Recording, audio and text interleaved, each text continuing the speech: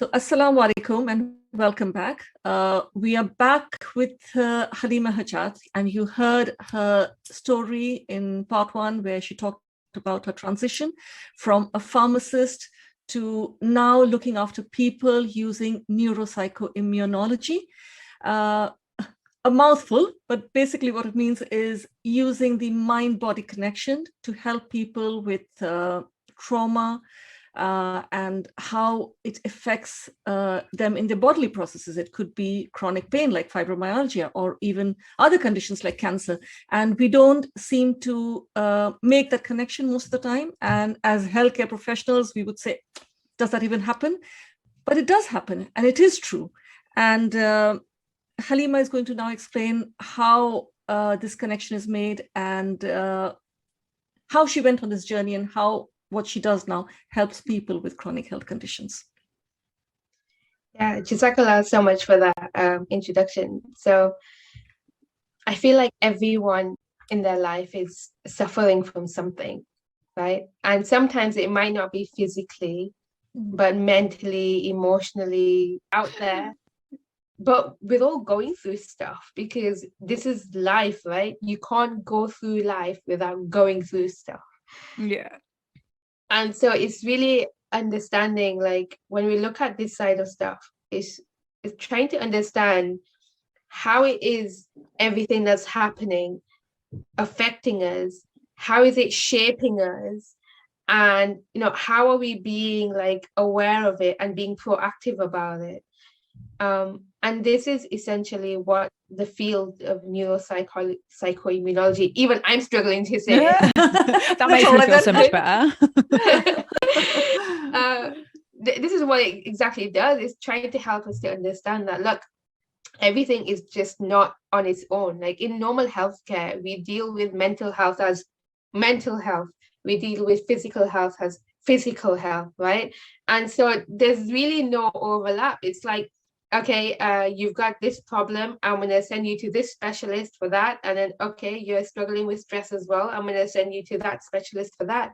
But it's like, hey, we need to deal with it together, right? And the thing is, I think we all instinctively know deep down that stress and what we feel does affect us in so many ways. But we don't know how to kind of sometimes logically explain that or scientifically explain that, maybe up until recent studies. But traditionally, I think in traditional medicine, it's always been the case because they've always done things holistically. They've never had like, oh, physical health condition, go there, mental health condition, go there. They've always been like, okay, you need help. How can I help you? And let's look at everything that's going on. And a lot of my work really goes back to looking at that. Let's look at everything that's going on in your life that has led up to this point where you feel this way, where this is happening in your body. And let's see if we can try and find where the patterns are and see if we can improve from those things, right? And so the first thing I want to share is examples of maybe how that mind-body connection can work, right? And I'll say it in a way that people that might not have that scientific kind of background would probably understand better. So say, for example, you have someone with eczema. So eczema is quite common, especially in children and things like that as well. And it can get irritated really, really quickly. And we're always trying to find what triggers it, right? And so for some people, it might be eating chocolate, or eating something, right? And for other people it'll be stress, right? As soon as they get stressed out, their eczema just flares up and gets really angry, right? And so we actually know this. So stress is actually causing something in the body and it's making our physical condition get worse, right? Same way, for example, the emotion of being scared. When you're scared, and again, we see this, I say it with children, I guess, because I've got young children, or everything's about kids. But when kids are scared, you'll probably find them wetting the bed a lot, especially at nighttime. And so we know that there's kind of an emotion there, something that you're feeling that is causing a disruption in the body somehow. So for example, if a child's wet in the bed, or if the eczema is getting worse, when we're looking for solutions, we're still looking for a tablet or a cream to put on our skin or something, but we're not looking at, okay, what about the stress? What about the being scared part? No one's really looking at that as a way to improve the bedwetting, as a way to improve the eczema. And so that's kind of a lot of how and where my work comes in. Let's look at what feelings might be causing it. Does this make sense? Absolutely. I'm so glad you put that in layman's terms, so that like we can make that connection from an not unscientific point of view, but just so that I can understand it as well. That, yeah, actually, that's so true with eczema and the bedwetting. So, yeah, please carry on with then going into your work. And gosh, we're talking about chronic illness as well, aren't we here? Yeah. Well, I think if we label what exactly chronic is, scientifically, anything that's probably gone on beyond 3 months, it becomes chronic. And before that, it's acute, which means it is more shorter term or what have you. Right. But because it's gone on beyond 3 months, it's now chronic, right? But you find people that have chronic issues for like years, like, oh, I've got this back pain and I've had it like, I don't know, since I was in my 20s, and I've just always had it, and it's just always me, I've had this weird knee pain that it's just part of who I am now, like, yeah, I've always had it. Yeah, I feel like every one of us has a little something that we've always had. Yes. That creeps up randomly. What is it for you guys? Go on, Nikita. I think for me, it's sometimes like a shoulder kind of a pain, shoulder and an arm pain, which comes on very randomly and just goes away by itself as well. And I'm having it at the moment, and I am stressed. So yeah, there is a connection. And I'm trying to think that I've been using the laptop a lot, thanks to Erin. No. Because I was due something to give it back to her and all of that. No, it's not that. But I kept thinking it's the laptop, and maybe, I'm not ergonomically sitting properly and things like that. But looking back, I'm thinking I've been doing this for a long time. So it's probably the stress. So I get this pain in my shoulder. I can hardly move my shoulder at the moment. It'll just go away randomly as well. So without doing much. So yeah, I have that. There you go. What about you, Ellen? Anything? Mine's a bit more gross. Mine... But it's true. So I would say for me, and how we were talking about how things manifest in different ways, fungal overgrowth in different parts of the body that shows up in different ways on the skin. We'll leave it at that. Yeah. We'll leave it there. Hang on, I'm talking to two healthcare professionals. What do you mean? I know. It's just the audience. To us, you can say anything. I know. Yeah, go on. Don't run away, people. Please keep listening. There's so many people out there that are going, yeah, me too. Exactly. She said it. She actually said it. It's okay. I know. Yeah, so you see, like, we all have these little things that are like coming up, but like, instead of actually going to find the tablet solution of like, oh yeah, we just want to get rid of it, are we actually really listening to our body and be like, what is it trying to tell us? And so that's kind of where this kind of work comes in. So and it's deep. Yeah, it is really deep stuff. And like when I talked about my story about I was just saying, Halima, in 2020 I had a lot of stress, and I developed diabetes, and I feel it was directly as a result of the stress. And alhamdulillah, it's reversed now, and I have been obviously taking care of my health, like my diet, nutrition, and all of that, but even relaxation techniques, and trying to control my thoughts. I mean, I know that's another chapter altogether, and how much you can and how much you can't, but not letting negativity filter in as much as I can. it's hard to filter out everything around you, but at least try and take active measures for relaxation and things. I was just telling Erin, I recognized that I was having this problem, so I went for a walk today. I mean, that really relaxes me. So, those kind of things. So I didn't take any tablets because I don't know. Really, and this is what it's all about, is being aware of yourself, isn't it? Yeah. And recognizing, because a lot of people will just be stressed out and then they'll just go stress eating, which I've done loads of times. Go get the chocolate and literally like nom, right? And I'll just be like, and maybe take it out on the kids or just be stressed everywhere. And so if you can be aware of yourself and take a moment and be like, actually, no, I'm not in like a good place in my head right now. I just need to just take a step away and just take some time to go for a walk or just be, or just, what have you. That is so good on your part. And I think this is where we need to get to as like, I think everyone is, when you just recognize, because we're going to go through up and downs in life.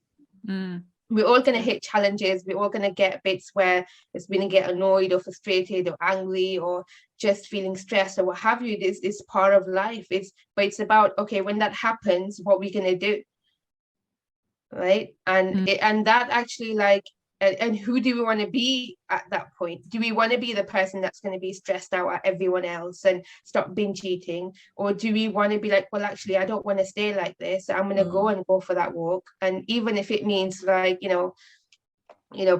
telling the kids, like, go to your grandparents for the bit, I'm going out, or, putting them in front of a TV for a bit, just so you can, go hide away in the kitchen and have a nice cup of tea by yourself or something. It's taking that moment just to kind of, for yourself. I think you have to. I think it's so important, isn't it? And we lose well, I know just over the last few months, which Nikita's aware of, is you can lose yourself completely, and you can lose your self-worth. And knowing that, as I've been going through this whole transformation, I'm realizing that Allah created me perfectly imperfect, just as I am. And by not loving myself, am I questioning how he's created me? Does it then impact, if I don't love myself, can I truly love my creator as I should do? Do I love people and other relationships as I should do? Like, it's such a deep topic, and it's, self-worth, I don't think is talked about enough in terms of Islam, from an Islamic perspective as well. How precious it is, and the impact, and particularly as women, the knock-on effect by loving ourselves and giving ourselves that space to think about how we're feeling, what words are we speaking to ourselves, because we can talk some rubbish. We can put ourselves down and then kick ourselves in the head even more. Like, when we're down, it's like, right, a best friend wouldn't do that. They'd pick you up and talk to you positively, give you, encouragement and love and support and a hug, and, help you. So I think, gosh, that can be a very toxic, negative spiral if you don't take that time, because the eating and the binging and the, it's all part of it, isn't it? You go to try and maybe mask how you're really feeling. Get it in, have another feeling, that will take me away from actually probably what I should be listening to, and try and move forward in a different way. Anyway, it's close to my heart at the minute. So it is, but actually also looking at, like, when we took at these kind of feelings, and we have Islamically, we talk about, how does it affect the heart? And we talk about things that can really darken the heart or blacken the heart, and we want to kind of create light in the heart, and we have these kind of concepts, especially like if we look forward towards like things like Imam Ghazali, and was kind of really like scholars that really look into deep spirituality and uplifting them areas. And actually, if you take it a step further, I would say, well, if those are the kind of thoughts you have in your mind about yourself, those negative thoughts, yes, that will be affecting your heart, but that also affects your body. And so these are also, like, when you look at physical symptoms, a lot of the time is these thoughts about ourselves that have manifested clinically in the body. Can you And, talk more about oh, that? sorry. Yeah, go on. In terms of like what some of, because this is leading into your work and Yeah. you know who you're supporting. Like, I'm so interested in how you can help to get. I was reading your reviews, mashallah, can we just say? Yeah. And I think it'll be so interesting to learn how where somebody. Just 1 second, Okay, I have my child. go. Hi guys. Anyway, to all the Hi. podcast listeners, I'd just like to say that I did at some point when I used to be on calls and stuff, I used to be like, go downstairs now. Because we're moms and we're like, go downstairs. But now I'm just at a point where it's like, this is mom life, and this is what it is. And a lot of us that are working from home and doing different things, we have to work with our kids in our lives because they are part of our lives. And also, a video and a podcast isn't a priority over your children. Being patient and speaking kindly to your child is going to have a bigger impact, you know, than recording an audio or a video on a podcast. Absolutely. Absolutely. Because I think we're very quick, or before, you know, I'm with you, like very quick to think, oh, this is priority, this is what I'm doing. Actually, my children are priority, you know. And I'm glad you actually said that, because a lot of the time when I'm working with people, even if they've come with whatever symptoms, so much of it goes down to a lot of the things they've picked up whilst they were a child. Whether they've not been fully heard, whether they've not been, you know, whether they've been always pushed away or just expected to do something, or, you know, just all sorts of things come down to.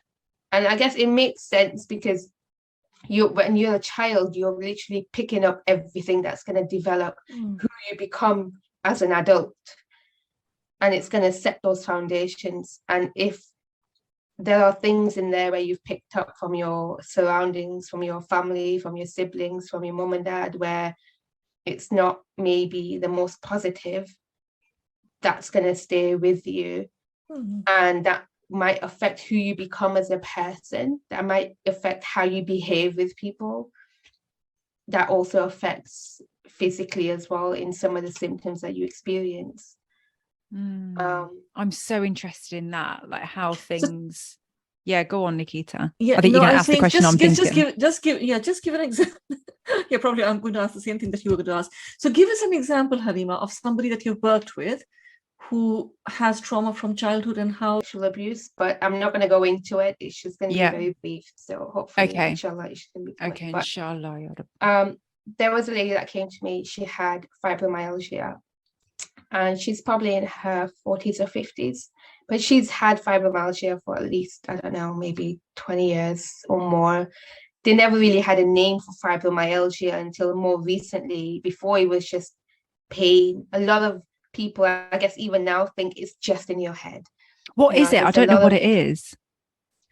It's, for me, I just see it as your body is just literally on high alert, just screaming out in agony, random pain, flare-ups. It could be localized. Sometimes it's all of your body. For some people, it will just like literally you cannot move because it's that debilitating in pain. And sometimes there's just no trigger to it, or sometimes there is a trigger to it, but it affects your day-to-day life.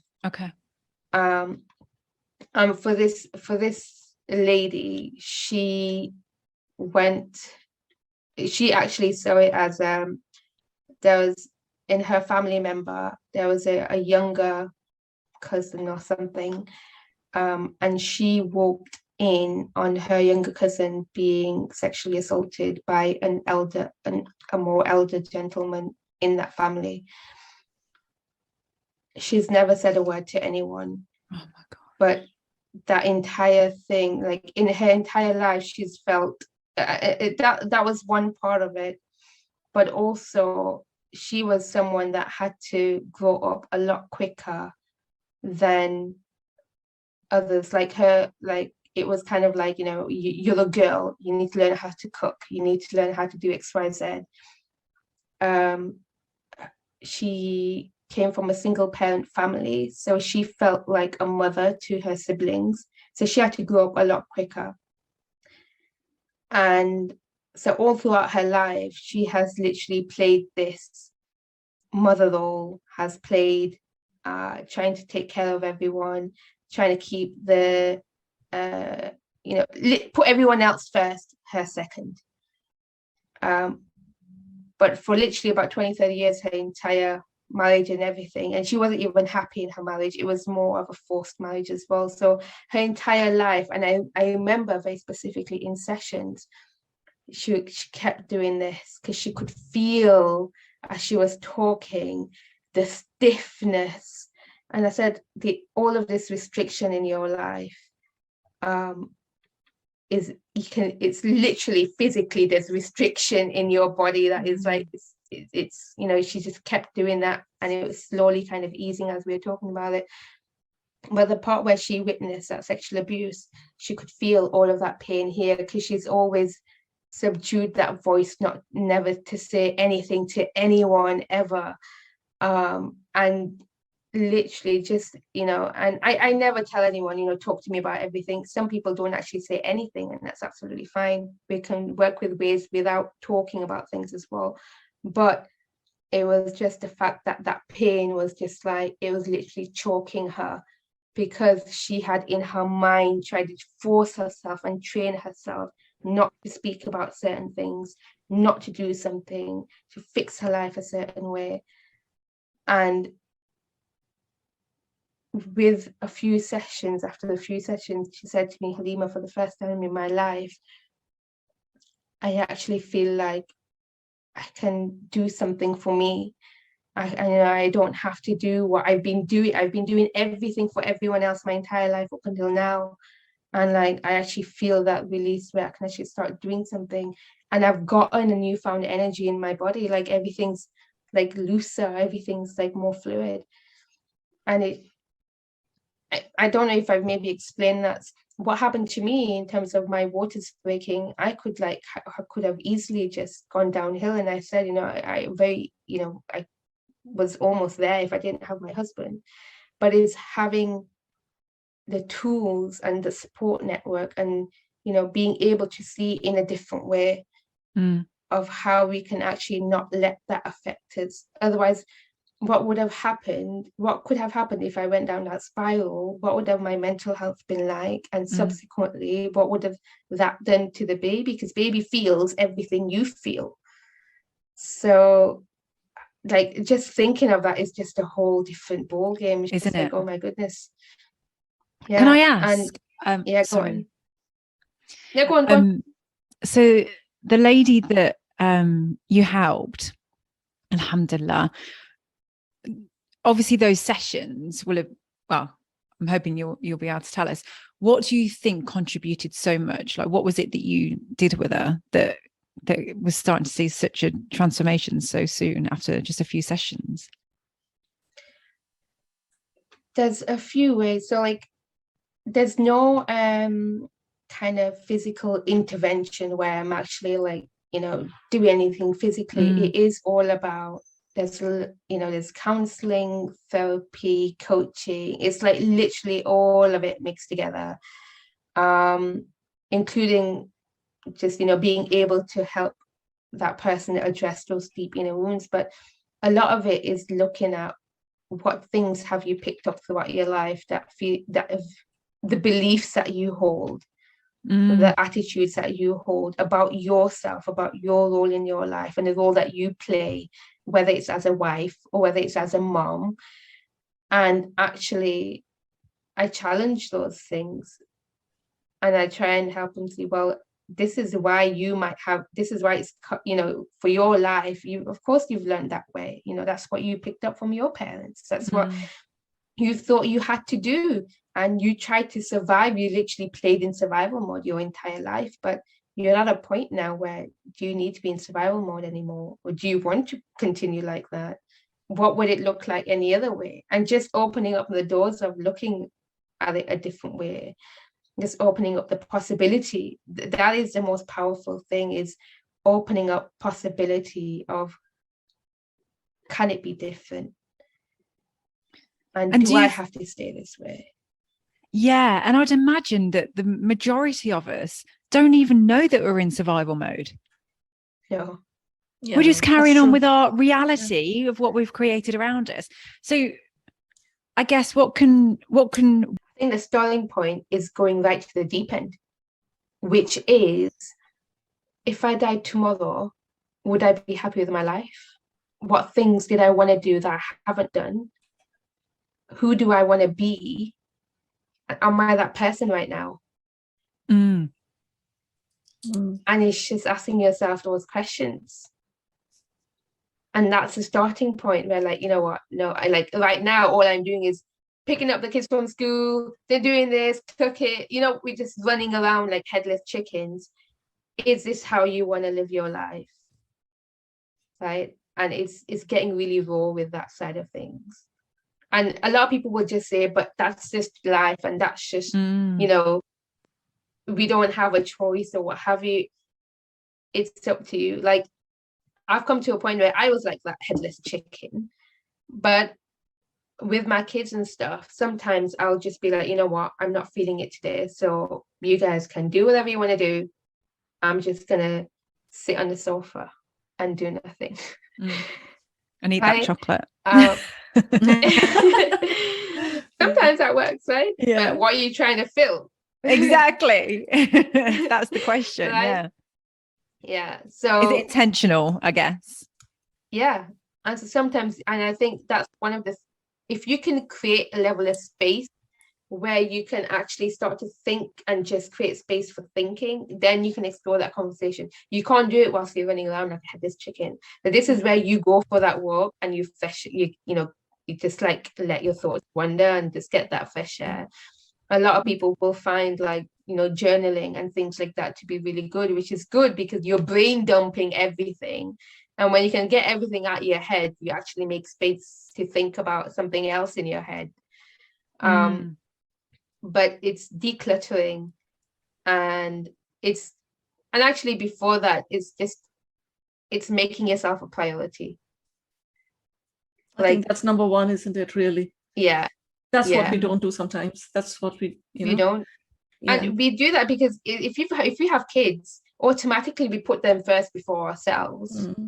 But then we, at the same time, we don't then go back to ourselves. We don't then remember, oh yeah, wait, I need to take care of myself as well. We just leave ourselves and we just continue on helping everyone else and looking after the kids and the husband and everything else. And then we just get left. And before you know, I guess the question that I'd love to know, and I'm sure there's lots of people out there that are going through something physical where, you know, they might have a diagnosis, they might have had, you know, an operation, and they're given the prescription and regular prescription to manage those symptoms. And because that's mainstream, that's our conventional mainstream go-to, which obviously has a place, but we're talking about something so much deeper than that, and looking at the body as a whole and how it's all beautifully connected, you know, every piece. And so thinking about that person, how can you help that person take that next step from where they are currently to opening their mind, perhaps, to actually there could be a solution out there that could, you know, actually see them become healthier than they ever have been, inshallah? I think it's quite a challenging one because conventional mainstream medicine is just the normal thing. Like, you don't really think of anything else. Like, Nikita will know, and even I know, and I've mentioned this to her before, where when someone else would say to me, like, oh, I'm going to try this other alternative option, I'd just probably like stick my nose up and be like, yeah, whatever, you know, like, yeah, you crack on. Yeah. come back to me, yeah. You know, Yeah, when you need real it doesn't help. work. Yeah. So there is a level of that. And so, you know, and so it is really difficult. But I think it comes down to the point of, if you're struggling right now, and you know, I never say conventional medicine doesn't work. I always say use it. Use whatever resources and stuff you have on hand. Whatever's going to help you, use it. But if it's not working for you, isn't it worth trying to research into something else? And a lot of the times that is what happens, you know, when something isn't working, that is when you kind of start looking, you know, trying to look into research into something. You don't really look, you know, from the outset.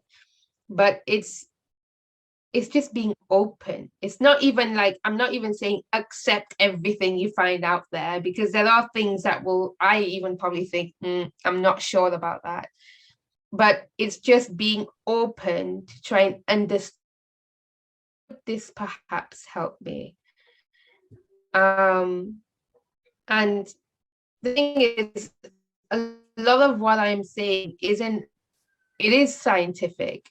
We just don't see it in mainstream medicine. So and if you look at like all of the health and well-being stuff that you know we share, I mean, there's loads of stuff on wellness and mental health and all of this stuff. So we know it's all there. We just not really connected it in the way that perhaps we need to.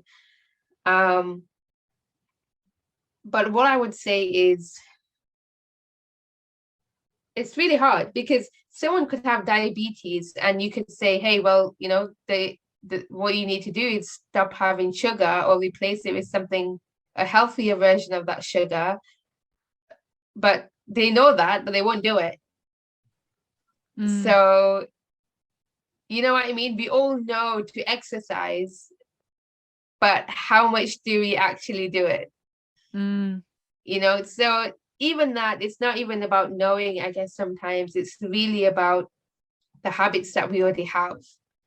And so a lot of people want to stay in those habits and not move out from them. So it's really a question of, you are going through something, whether it's a physical health thing, whether it's a life thing. Is this you? Is that it now for the rest of your life? Is this what you want? Is this who you want to be? Or is it not? And there is an alternative. Just be open that you don't have to stay like this. You do have a choice, and there are possibilities. And just when you just be open to that and be like, because as soon as someone gets type 2 diabetes, you think, oh, that's it now for the rest of my life. I've been diagnosed. You know what I mean? You don't really think, unless you actually go deep into really doing that work and health stuff. A lot of the times people will just take that diagnosis and incorporate it as part of their identity and say, well, okay, this is me now, as opposed to actually say, no, this is me and my body is going through a bit. You know, it's not necessarily a part of you. It's just something you're experiencing or something you're going through. It's a passing thing. It's up to you if you want to let it stay. It's up to you if you want to, you know, let it pass through. And, you know, and Allah is there, is going to govern all of that. But you have a choice. Oh, I love that. It's almost fluid. You know, it's like our behavior. We can attach ourselves to our behavior and think, or our actions, and think, oh, we're a bad person because of this, or we're impatient. No, it's just how you were in that moment, in that time. You know, you choose to shift that thinking, reframe it. The same with a physical manifestation, or not just physical. We can make those changes. And I've got people in my mind right now who I know they would probably benefit from what you do, but they've been told that they have X, and so they have this pain, and they subhanallah, they manage that pain with, you know, painkillers, but that they still endure it. They still, you know, they're still going through it every single day, and they see it as well, I don't know what's in their heart, but their test as well, because they're trying to live through it with patience, you know, that their sins are being wiped away, subhanallah. Like we always try and put that positive spin on it. But what if outside of what they're told as the, you know, the medicine and the label, there is this world of cure, of actual cure, because perhaps these barriers are, like we were talking about earlier, perhaps there's more to these barriers that perhaps are related to our psychology and what's happened in our lives. I mean, have we got time to briefly talk about that? Because I know I was really interested in that. I'd like to just touch on the fact that, number one, our deen has taught us that there is a cure for every disease, right? Besides death. So are we going to just accept and just, okay, this is part of who I am now and just continue on? Or are we going to actually go looking for that cure? And looking for that cure is when you start looking within yourself, right? And number two is, so many times in the Quran, Allah says, I'm going to test you with your health, your wealth, your children. So it is quite literally, when you get something, it's, you know, we think it's a test of patience. No, it's a test of everything. It's testing who you are in that time, how you deal with that disease, what you do with it, how you change as a person. Or, you know, when you're looking for alternatives, try and help yourself, how you change with that, how you evolve through that. That is a test, right? Like when you take an exam or a test or something, you look at, you know, you look at the marks you get right, but you'll also look at what you don't get right? And what you need to do better. Yeah. So if we see the disease or the illness or the issue as, okay, what is it telling me about myself? What do I need to do differently? What do I need to do better? How do I need to evolve? That is the way that I think we should be looking at it. Can you give some examples of that? Because again, I'm trying to put myself in, like, even my shoes years ago, when I certainly didn't think how I think now. I wasn't open-minded to how I think now. I'm curious. I ask questions. I do research. I don't take it as, you know, black and white as I used to. But there's so many people that I just know would benefit from what you do. And I guess they might believe that they're doing the research that they need to do. They're going to see their doctor. They're doing what they can. But there's this whole field of what you're specializing in, that is therapy, that's counseling, that's identifying trauma. And trauma doesn't have to be what we talked about earlier. It doesn't have to be something so significant, you know? And that's what's on my mind as well. Honestly, the trauma, like you said, it could be something absolutely tiny, right? It could just be you know, like you wanted to play with something and your mom and dad said no, and for some reason you've held that no in, and it's like memories that you remember so clearly in your head, like it was yesterday. You might want to ask yourself, why am I remembering that? Because we hold on to those memories for a reason. Everything else gets stored away, but those things get stuck. So it could be anything, could be the littlest things that really for any other person just sounds silly, but it's stuck in your nervous system, and it's the nervous system that then kind of releases all of these neurotransmitters that helps to release all of, you know, tells other things to go ahead and release hormones and stuff. And then that's how all of our bodies, like, then being affected, is our mood is being affected. Something can trigger us and set us off really quickly, or we get really annoyed at something, you know? So it all connects. So true, isn't it? I mean, what can, and I know you're so kindly talking about how people can actually, you know, where possible, take some value from the conversation today and almost like self-coach. And I'm not, obviously there's a place where, you know, they would need to see a specialist and an expert. Yeah. So this isn't obviously replacing, you know, seeking professional help, but it's more like we were saying earlier, we can all just go around seeing our reality as this is it. And perhaps there's a lot more going on that we should address.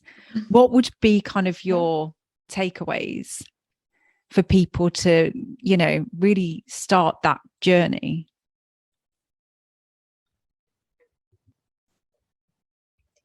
I think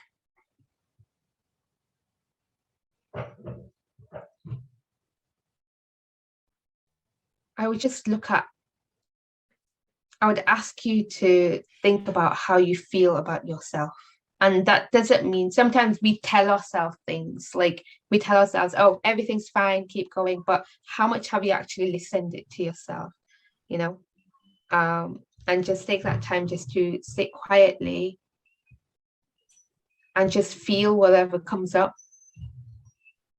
because that will tell you things that are within that have just been shoved on the side. And really, if it's not being addressed and it's being shoved more deeper inside, it's just going to come out a different way. And that could be physically through like actual pain or symptoms or something. So really listen. It's about really listening to what's going on inside. And sometimes that can be difficult, especially as Muslims, because we're taught to, you know, have sabr, have patience and things like that. And it doesn't negate any of that. It just means that you are being true to yourself about what's going on, so that you can do anything about it. Yeah, I get that. I can see that doesn't necessarily equate, that doesn't negate patience. You know, by listening to yourself and doing the work, you're taking care of the one body you're blessed with. You are following your deen. You have to hand this body and mind back to the creator, you know, and explain what you did to take care of it. Have you got a little person? Yeah. I do have a little person. Can you see me going, shoo, shoo, shoo? Give me 2 minutes. We're nearly finished. The other thing, while Halima is talking, I was just thinking, is, you know, pain is such a subjective thing. Yeah. Because, you know, when we, as a doctor, you know, when you saw people come in with pain, you would say, can you score your pain on a scale of 1 to 10? Because I, as a doctor, don't know what you're going through. You know what I'm saying? And I'm sure Halima will agree. So Halima, as a pharmacist, you would give them painkillers and things like that. But so for instance, if somebody had a tumor, had a growth somewhere, you can actually say that this is, you know, there's so many centimeters growth and this is what it is. Or even if you had eczema, what it looks like, you can describe. But pain, can you describe it? It is what you feel, isn't it? It is so subjective. Yeah, that's why somebody could be in a lot of pain. So for instance, you know, like I'm just giving you a condition in gynecology, women have endometriosis, where the lining of the womb, it sort of gets outside in the, you know, the rest of the, pelvis, and it can inflame at the time of your periods and cause pain. And if you look at it from a surgical point of view, somebody who's got very severe endometriosis does not have that much pain. And somebody who has only a bit of it complains of excruciating pain. Why is that? The pain, yes, because this is why pain is so subjective, and how you feel, and what Halima is talking about, your nervous system and how it acts. We in the medical field don't understand it. And I've seen so many cases in my practice as a gynecologist. So, you know, so women with very severe endometriosis would have hardly any pain, and somebody who had only a little bit can't get through the day. You see, so it's very subjective, and that's why it's very ill understood. It's really ill understood. And as I said, the only way that you could know how much pain somebody is in is what that person tells you. Yeah. And that makes you feel it's almost like an unknown. It's almost like an unknown. It's something that you can't quantify, you can't measure, you can't, so clearly it has. There's also a mental pain. Exactly. You know what I mean? Yeah. It's so hard to express. Yeah. Can you explain what you mean by that? You mean by mental pain? You mean as in going through emotional pain? Is that what you're referring to? Yeah, emotional pain. And I think it's I guess it's the nervous system. It's just overwhelmed.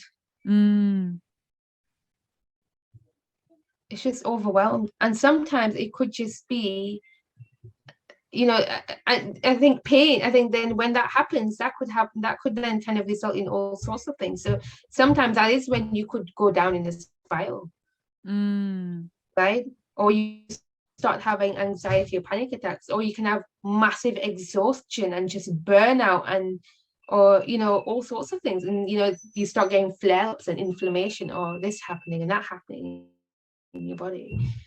But it is literally like our brain, our nervous system, like we're already like always on the go, like right now in our lifetime. Like I don't remember it being like this back in my granddad's time. Like they were busy, they were working all the time, but it felt like they had more peace in their life. They had their own challenges, but right now it just feels like we're just bombarded all the time. We're rushing all the time. Our phones are pinging all the time, and so our nervous system is already like just on the go. Like it's just so like boop, boop, boop, boop, boop, boop, boop, boop. It doesn't take a lot, but then it just kind of spiral out of control because it's already so sensitized, it's already so heightened. It doesn't take much at all. I also think this is probably why we have so much more chronic illness today than we probably had 30, 40 years ago.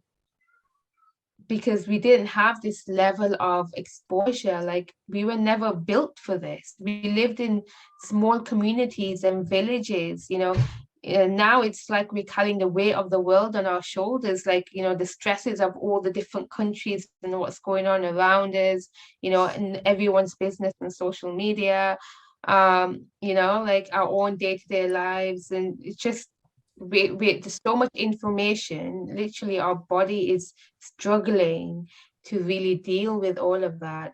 And so one little thing happens in our life, and it just blows up. It's like an explosion.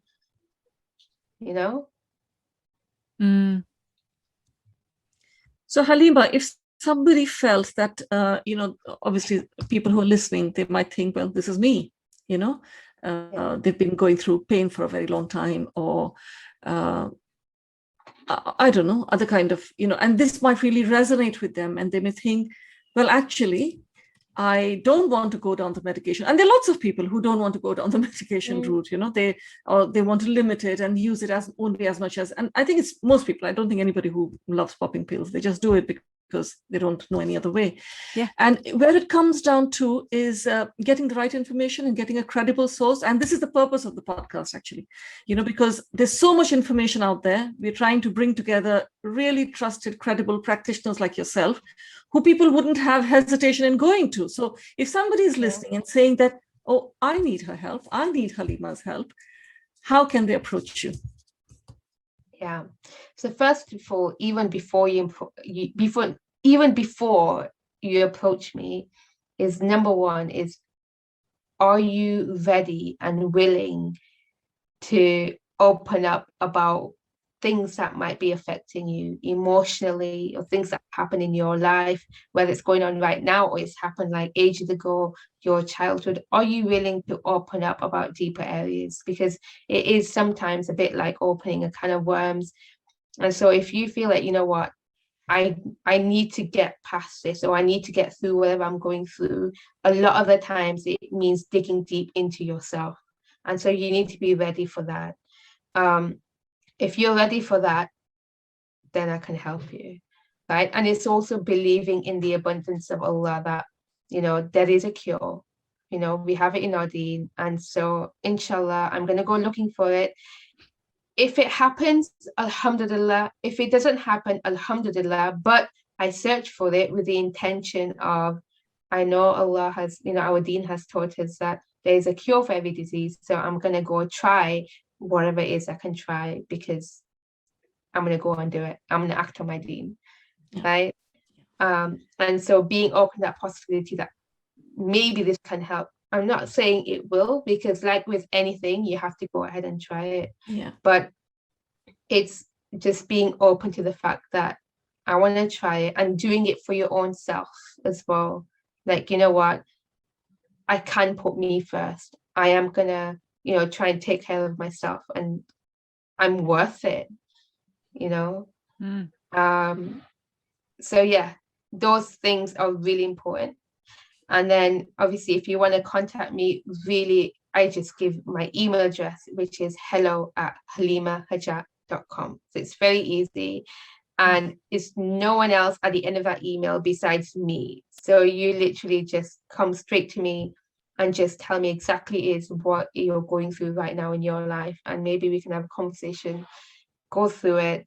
You'll be able to get a feel of me anyway. And it will say, right, okay, shall we try this? And do you want to go deeper?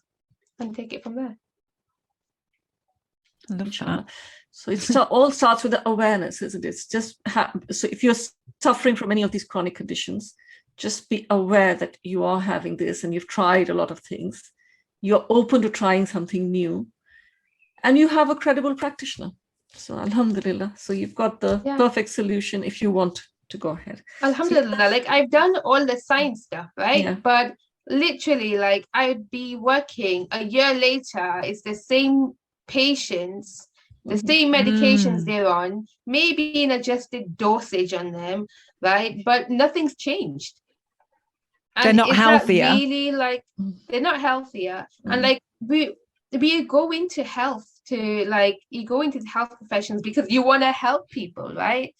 Not just because you think it's we're just giving out pills, but over time sometimes you realize you just become part of this kind of robotic kind of way of doing things. And so alhamdulillah, coming out of that, I'm able to do things differently, and and give more space to people, give more help to people. I've got a different level of knowledge now that I can offer, and it just intertwines really beautifully, because it means I've got that science, but I've got that level of wisdom of looking at things differently as well. And I've done a lot of the Islamic studies, so I've done the full alimiyah as well, so I'm able to tie things in quite well, if that makes sense. And I just think the solutions are all there. Like, when you look into our deen, the solutions are all there. Sometimes we've just not made the connection yet. Yeah. Looks like you and Nikita could change the world together. Inshallah, inshallah. I know we have Halima and I, you saw that we did, and that was really interesting. It was very general, but we're thinking of doing a few more. So it's really it's just looking at it from another, and I feel the same, Halima, because as I said, I mean, it was a very fulfilling job, and really, I enjoyed it, like helping women, delivering the babies, treating them and all of that. But, so as a gynecologist, I was a surgeon, and, you operate on them when they'll reach that part where the only way to go is downwards, isn't it? Like, you either have strong medication or surgery or something like that. But there's a whole spectrum that you can act on, before you reach that level. And we always say conventional medicine has a role, but only at the far end of the spectrum. Yeah. So that's what I'd like to end with just one thing, right? A lot of people, especially like they come to me when they have like maybe really aggressive cancer stage or something like that, and they're desperate at this point, looking for solutions and stuff. And I would say, look, in every single chronic condition or illness or what have you, there's always people that have gone down, but there are always people that have perhaps recovered or improved. Try and find examples of those people. Google it, YouTube it, Facebook it, Literally, we have Facebook groups. There's so much out there where you can try and find stories of people that have improved and try and see what they did to get better. And you will find they will make those radical transformations to their life. And it starts within your head, like literally changing that mindset, healing from those emotional wounds, everything that you've grown up with and dealt with up until now. This is it. This is a different way of I'm going to live now. And you start to like just pick up what they do, and you know, that's how you can maybe just begin that journey, by looking at people that have already done it. And you'll find that everywhere. Yeah. Even the rarest of chronic illnesses where the recovery is so low, you will find people. There are so many people that are like in end stage cancer that have made full recoveries. Yeah. What did they do? Yeah. Right. So, and it's not necessarily the minority. You know, it's not necessarily the minority. You know, it's just a different perspective. It's just opening up these doors of, oh, there's other ways that I could approach this, you know? Yeah. I think the only thing with this is because conventional medicine is the same all over the world. There's, you know, you have diabetes, you're given metformin as a tablet, you're given insulin injections. Every doctor in the world will do the same thing. The problem with any kind of alternative or other ways of treating, or any kind of, you know, something that deviates away from conventional, is there are lots of different ways.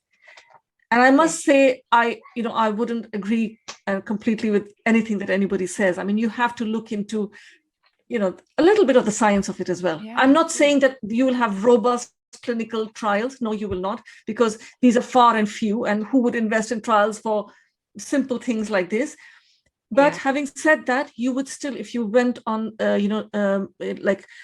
nature, you know, things like Nature, and there are few who do a lot of these scientific trials on these natural things.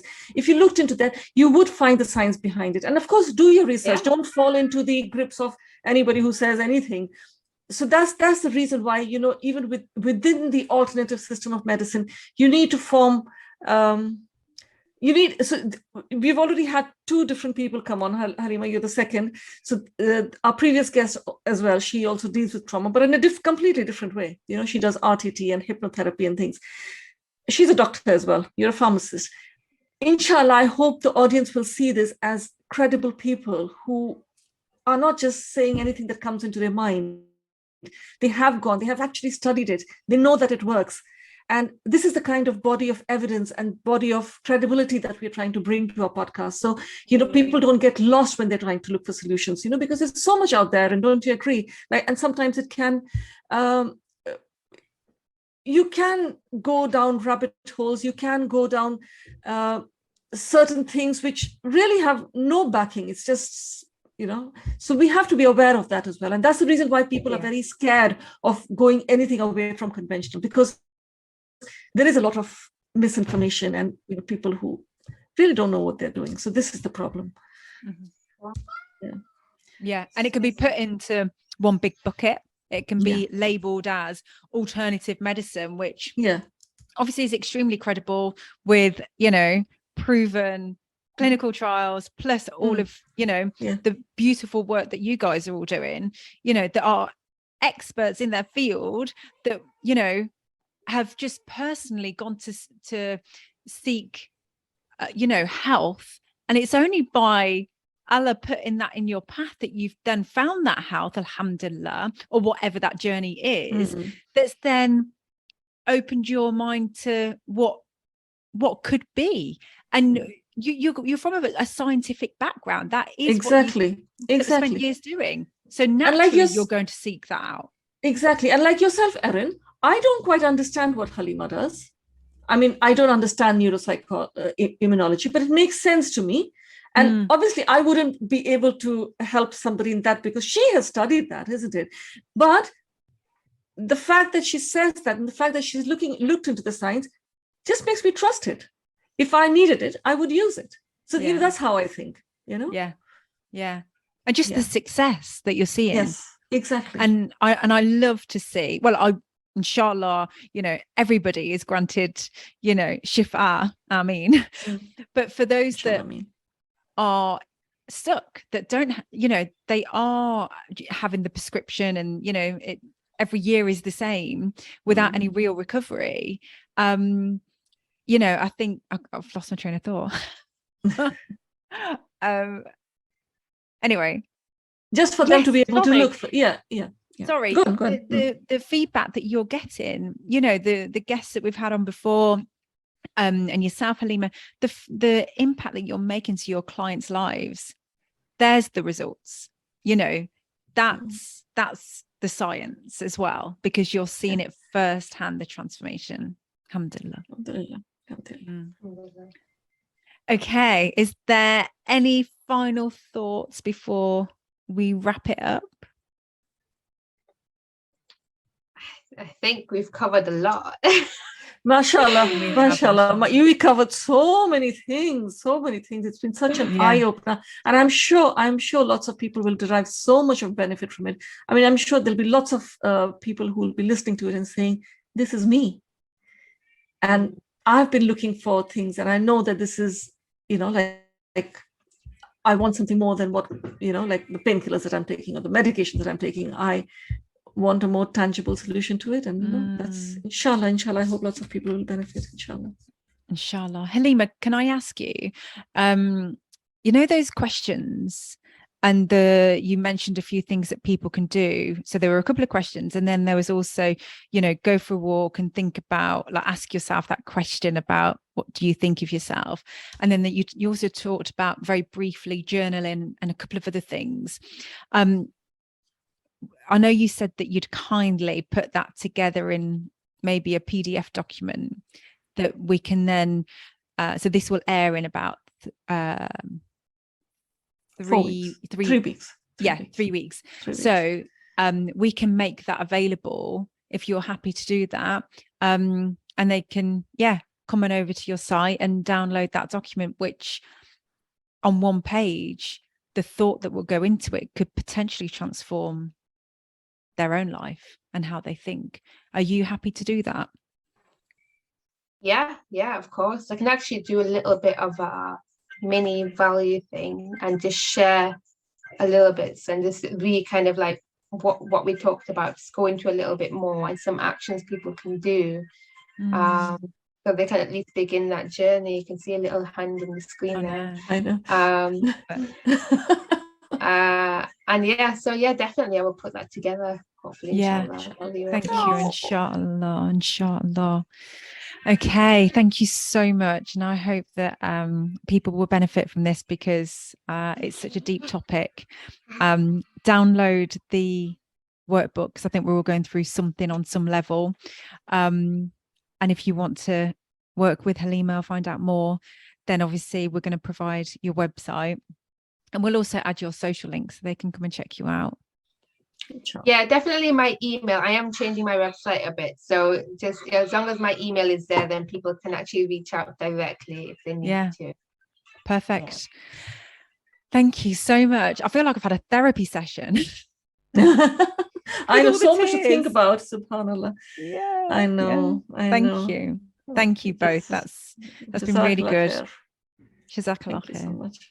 All right, take care. Assalamu alaikum. Wa alaikum salam.